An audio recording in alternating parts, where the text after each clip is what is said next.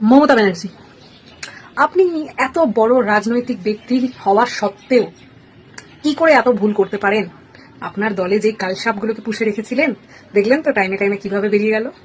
তবে হ্যাঁ, ছোট থেকে একটা কথা শুনে বড় হয়েছি যে যা হয় ভালোর জন্য, আর ভালোর অল্প ভালো। আমার মনে হয় ভালোর অল্প যদি মহামৈত্রের মতো একজন কেউ হন ব্যক্তি, তাহলে সত্যিই ভালোর অল্প ভালো। কারণ এই দুঃসময় দাঁড়িয়ে, যে দুঃসময় মানে কি, দুঃসময়টাও ইচ্ছা করে ক্রিয়েট করানো হয়েছে, আনা হয়েছে, আর সেই জায়গা থেকে মহুয়া মিত্রদি যেইভাবে ফাইট করছেন, ও হ্যাটস অফ। জাস্ট মানে কিছু চুমু চুমু, আর কিছু বলার নেই। মানে মানে ওনার একটা স্পার্ক যে ব্যাপারটা রয়েছে নিজের মধ্যে, আমি জানি হয়তো উনিও কদিন পর চেঞ্জ হয়ে যেতে পারে, কিন্তু এখনো অব্দি মনে তো হচ্ছে না। কারণ কারণ মানে উনি হয়তো সেইভাবে যেই মানে জিনিসের জন্য সব এমপি এমএলএ কাউন্সিলররাও ইনফ্যাক্ট দল ছেড়ে বিজেপিতে কনভার্ট হয়ে যাচ্ছে, কিন্তু উনি একা এখনো একদম ডেটে দাঁড়িয়ে আছে। আর উফ, যা বলে, উফ, পাগল হয়ে যাচ্ছে, জাস্ট পাগল পাগল। দরকার, আমি সেদিনকে একটা ভিডিওতে বলেছি যে যারা চুরি চামারি করেছে তারাই ভয়তে বেরিয়ে গেছে এই দলটা ছেড়ে। কারণ তারা জানে যে না হলে ইডি আসবে, সিবিআই আসবে, কোথায় কি ইলিগাল প্রপার্টি কিনে রেখেছে, কোথায় কত সোনার দানা গয়না মানে জুয়েলারি রয়েছে, সম্পত্তি, সেগুলো হয়তো নিয়ে নিতে পারে বিজেপি সরকার। তো বিজেপি সরকার কেন নেবে? কারণ ডবল ইঞ্জিন সরকার, যখন তখন যা তা ইচ্ছা করতেই পারে, সেই জন্য। তো সেই জায়গা থেকে মহুয়া মিত্র, ও কি দিচ্ছেন দিদি ভাই, জাস্ট প্রেমে পড়ে গেলাম, প্রেমে। খুব ভালো লাগছে। মানে দল থাকাকালীন সবাই তো অনেক বড় বড় ডায়লগ দিয়েছে, ঠিক আছে, কিন্তু অর্ধেক তাদের মধ্যে বেরিয়ে গেছে। তার মধ্যে একজন আমার ছিল খুব প্রিয়। আমি একটু মহিলা ওরিয়েন্টেড, কারণ আমি নিজে একটা মহিলা। আমার মনে হয় কেউ যদি আমার মতো করে ফাইট করে তাহলে আমার দেখতে সত্যি খুব ভালো লাগে। ছেলেরা তো বলছি, ঠিক আছে, সেটা তো একটা ব্যাপার আছে। যেটা মমতা ব্যানার্জি খুব মানে চেয়েছিলেন যে মহিলাদের যেন একটু বেশি প্রায়োরিটি দেওয়া হয়। কেন কি হিসেবে? কারণ অনেক উনি এরকম সিট দিয়েছেন মহিলাদের, ঠিক আছে। তো সেই যে একটা, সেটা একটা ভালো জায়গা।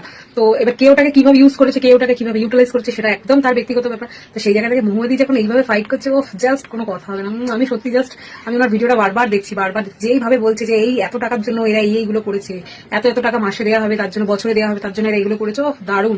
এই সময় দাঁড়িয়ে এটাই বললাম যে দলে থাকাকালীন শাসকের থেকে অন্য কারোর মানে বিরোধী দলের বিরোধিতা হেসে খেলে করা যায়, কিন্তু এরকম ভাবে, এইরকম ভাবে যেখান থেকে দল থেকে সবাই বেরিয়ে গেছে, শুধু হয়তো মমতা ব্যানার্জি, অভিষেক ব্যানার্জি আর কিছু কয়েকটা 7-8টা মুখ হয়তো দেখা যাচ্ছে, সেখানে দাঁড়িয়ে যখন একদম এরকম ভাবে ফায়ারি একটা মানে একটা ব্যাপার আছে ওনার মধ্যে, সত্যি যে বলছে না। এমনি আমি ওনার একটু ভক্ত ছিলাম, ভক্ত মানে এমনি ওনার লুকস টুকস গুলো আমার ভালো লাগলো, একটু অন্যরকম, একটু অ্যাস্থেটিক, মানে সবার থেকে আলাদা। অনেক নায়িকা মানে নায়ক নায়িকা হয়তো দলে ছিল, তাদের সাজগোজ ঠিক আছে, ওগুলো তো আমরা দেখে এসেছি, বাট মহুয়াদির একটা একটা ব্যাপারটা আলাদা, একটা জৌলস ছিল, মানে ওটা আমার খুব ভালো লাগবে, অ্যাট্রাক্ট করতো ওনার প্রতি।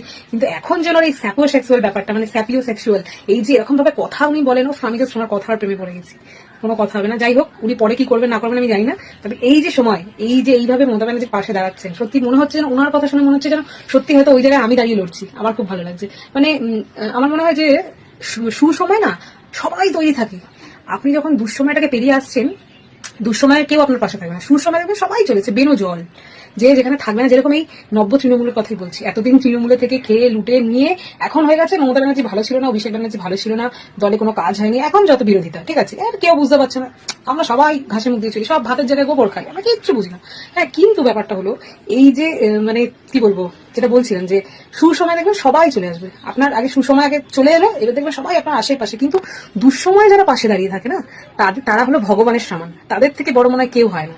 তো আমার মনে হয় এখন হয়তো ভগবানই মমতা ব্যানার্জির কাছে মহামৈত্রের মতো একজনকে পাঠিয়েছেন। সত্যি ওনার জায়গায় যদি আমি থাকতাম, আমার মনে হচ্ছে যেন একদম একদম অ্যাজ ইট ইজ আমি ওনার মতো লড়তাম। সত্যি আমার এই ওনার যে জজবাটা বা ওনার যে ক্যারিজমা, মানে আমার ফাটাফাটি লাগে। জাস্ট মনে হচ্ছে উনি যখন লড়ছেন, উনি যখন মিডিয়াতে বাইট দিচ্ছেন, মনে হচ্ছে আমি ওনার জায়গায় দাঁড়িয়ে বাইটটা দিচ্ছি।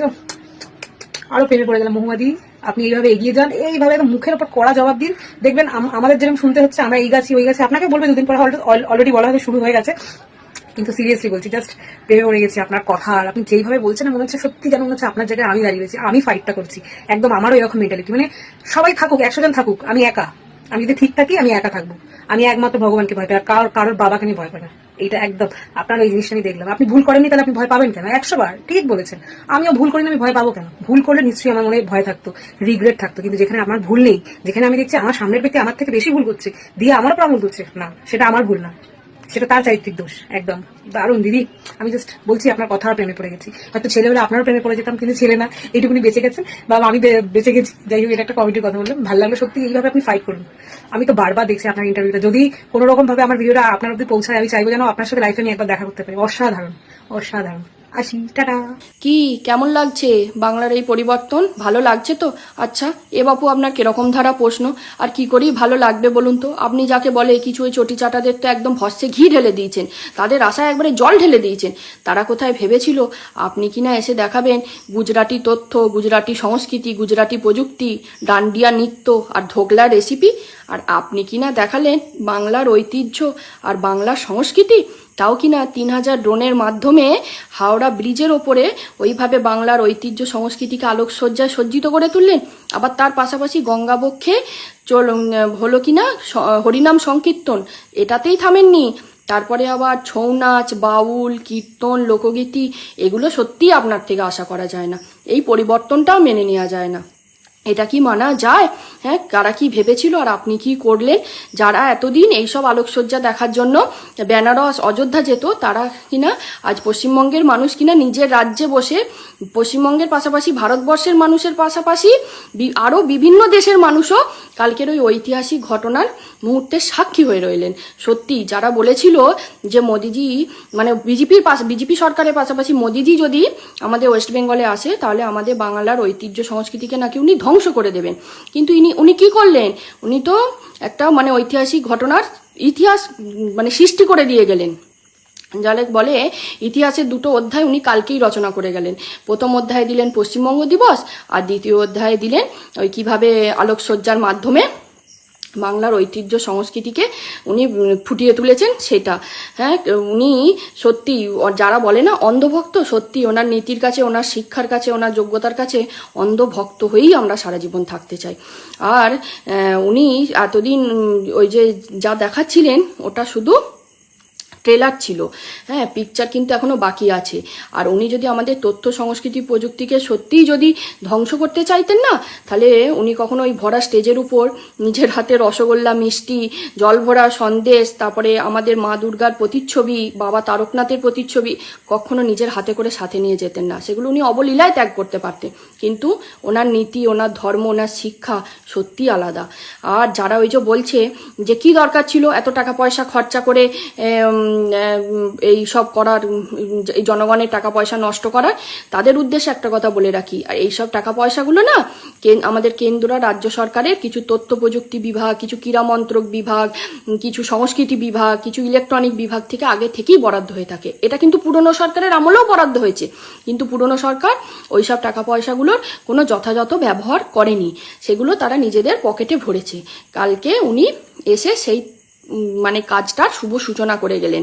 হ্যাঁ, উনি ওই মানে যেই বরাদ্দ টাকার যে হ্যাঁ সত্যিই যেটা কাজ, উনি সেটা কাল করে দেখিয়ে দিয়ে গেছেন। আর ওনার একটা কথা উনি যাওয়ার আগে বলে গেছেন না, যে বাংলা আর থামবে না, এবার ইতিহাস গড়বে। সত্যি বাংলা কিন্তু আর থামবে না, অলরেডি বাংলা ইতিহাস গড়তে শুরু করে দিয়েছে।